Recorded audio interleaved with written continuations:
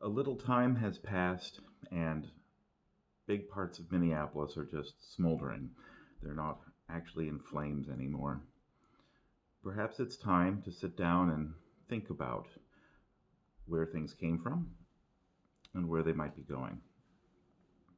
See, it should be obvious by now that all of the protests all around the world are not just about the murder of George Floyd, that it's about decades, centuries even, of oppression and a system that simply does not pay attention to the value of human life, doesn't have any value for human life. Okay? That's what's really been going on. My contention in all of the videos I make is that the problems with the economy are not about the coronavirus crisis, but have been at least decades in the making, and that they're not going to be fixed easily either. Much like the systemic problems with racism and other inequality in the systems of the world. Now, the question becomes, how do we move forward from it? And I think that we can see a little bit of, maybe not the answer, but a little bit of how big the problem is in an anatomy of the protests themselves in Minneapolis. I mean, the vast majority of people who were out on the street were there simply to have their voice heard. They feel that they have never been heard before, and they've been saying the same thing for decades. Black Lives Matter. You can't kill people. It's long past time for the system to actually work for people. Well, people didn't say that, but that's really what they meant.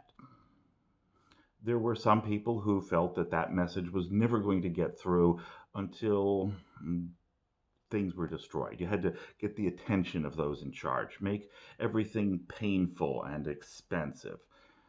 I understand that, and unfortunately, history tells us that is how it always has to go down. There were large number of opportunists who were just looting because they thought they could get away with it. And there was a small number of people who were radicals, either far left or far right, who were out just causing trouble. They felt that this was the way they could start their revolution, as it were, throwing firebombs randomly. There were definitely some white supremacists involved, and definitely some, well, left wing agitators. I've seen them all before, and I've seen videos of them in Minneapolis neighborhoods. So this is definitely true. I don't believe there were a large number of them, but they were able to cause a tremendous amount of damage.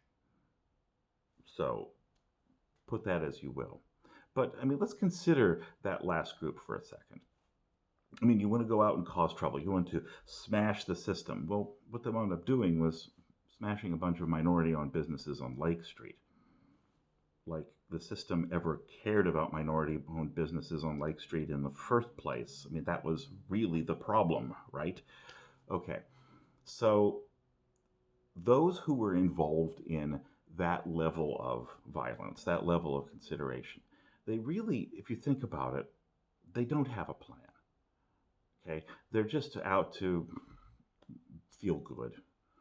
I'm sure it was a lot of fun for them to go throw Molotovs around, whatever. Um, and they didn't pay any attention to black leadership. They never do. Whether they're left or right, the whole thing is just incredibly racist. We're going to destroy some minority-owned businesses. Great. The racism is always there, regardless of which side you're looking at. But most importantly, there is a lack of leadership. There is a lack of understanding where we go from here. What comes next? And that is the real problem I want to talk with. Say, if you believe in revolution, in anything, in an evolution, a revolution, however it goes, there's always a role for leadership, one way or the other. I mean, the Bolshevik Revolution wouldn't have happened without Lenin.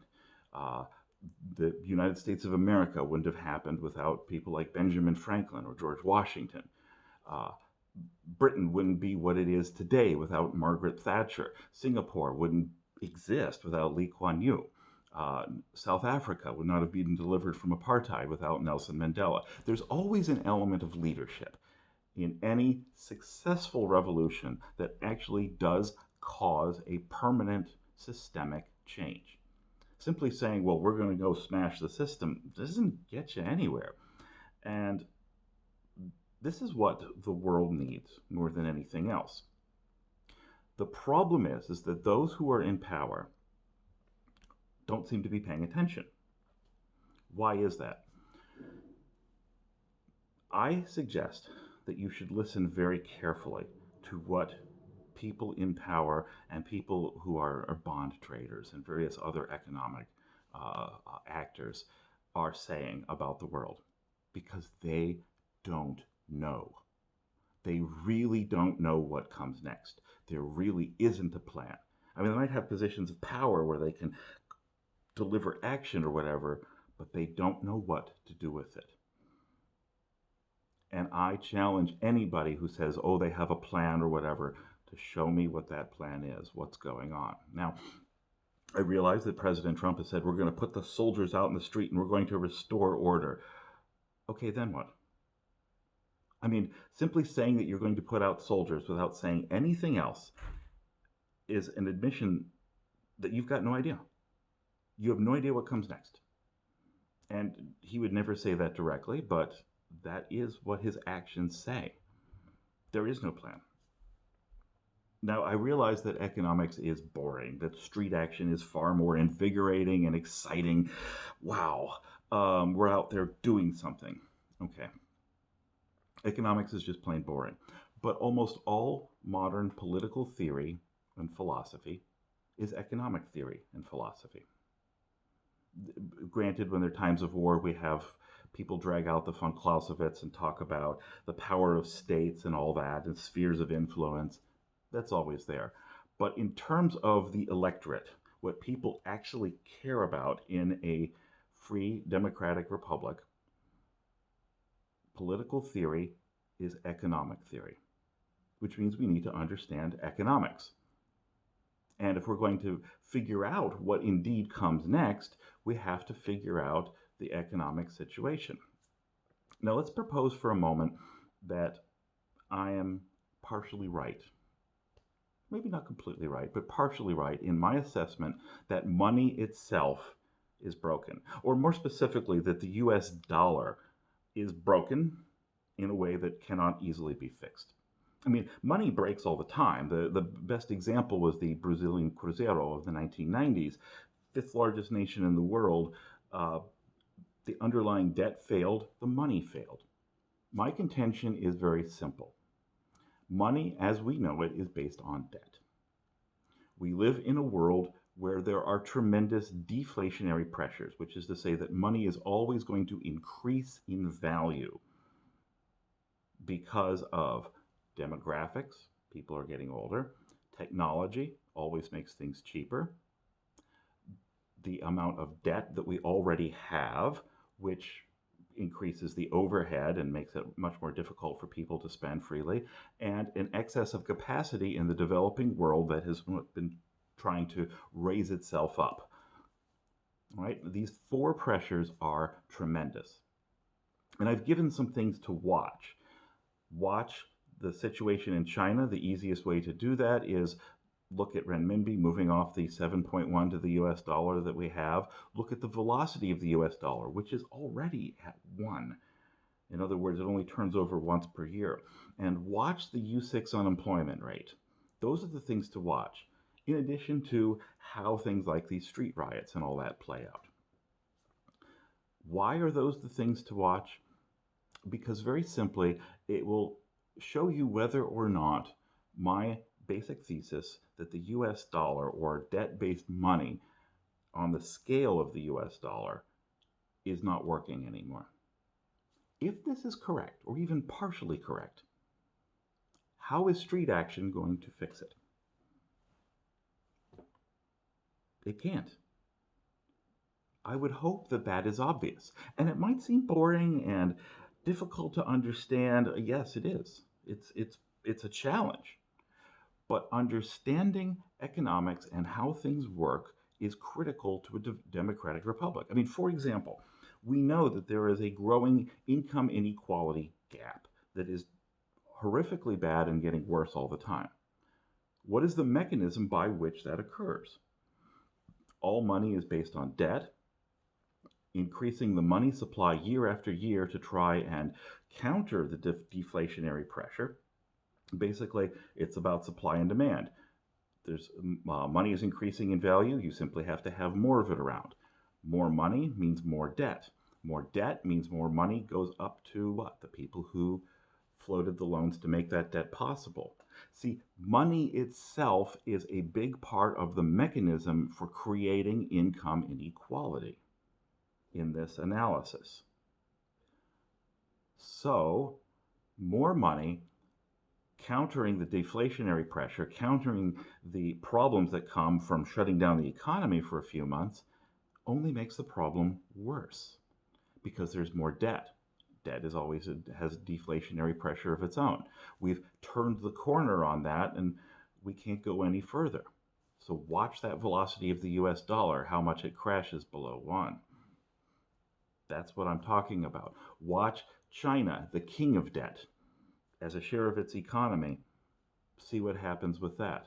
And watch that unemployment rate, because people who don't have jobs have a lot of time on their hands to ideally think about things and sit down and get their own house in order, but more likely they're going to want to go out and take some kind of action somewhere, doing something. That's what I'm talking about. Street action only gets you so far. At some point we need leadership, and we simply don't have it right now. The people who are in positions of power, not leadership, really don't know what to do. Trust me on this? No. Observe it for yourself. Think about that when you hear people talk. Okay? It's my suggestion for the moment. If I am at least partially correct that the US dollar itself, or debt-based money, is breaking, there is not going to be an easy way out of this situation. Indeed, my argument is that income inequality, as we have come to know it, is based on the problem that comes with printing a tremendous amount of money, printing a tremendous amount of debt, and getting deeper and deeper into that cycle. That this has just simply funnels money up to those who are in the position to loan the money in the first place. They get a little piece of everybody's life. The overhead increases, economic activity slows, the deflationary pressure just spirals. What is the way out? I've given my suggestions. They may not be good, but I'm trying to provide what leadership I can in the situation. What is your thought? Because nothing is going to happen without leadership, except more fires, more destruction, more, punk kids having a good time at everyone else's expense. And you might say, it's time for a revolution, but I guarantee you that history shows that it's always the most vulnerable people with the most to lose that lose in the revolution. Okay? It's just the way it is. So, what are we going to do about it? I understand the need for street action. I'm arguing here as quietly as I can that we need to think. That there has to be something else to it. And don't just believe me. By all means. I'm trying to keep this as cheesy and informal as possible because I do not want to sound like an authority. I'm certainly not. My point is that there is no functioning authority right now that really knows what to do. So that's time for us to talk. Let's do that. Let's step away after we're done making our voice heard on the street and say, hey, this has been simmering for an extremely long time. All of it. The income inequality, the lack of opportunity, the lack of anybody giving a damn about anything other than money. I mean, even those people who took advantage of the situation, it just goes to show you The complete separation of money as we know it from actual wealth just cannot hold. What is money? Money is debt. We have a tremendous amount of debt. What good is that doing us? Is it possible that we've finally broken the system? That's what I'm here for. And you might have your own political theory, whatever, but if you're going to talk about what really comes next, political theories are economic theories. You want to understand politics, you have to understand the economics. All right? It's the economy, stupid. It really is. That's what I'm here for. Thank you.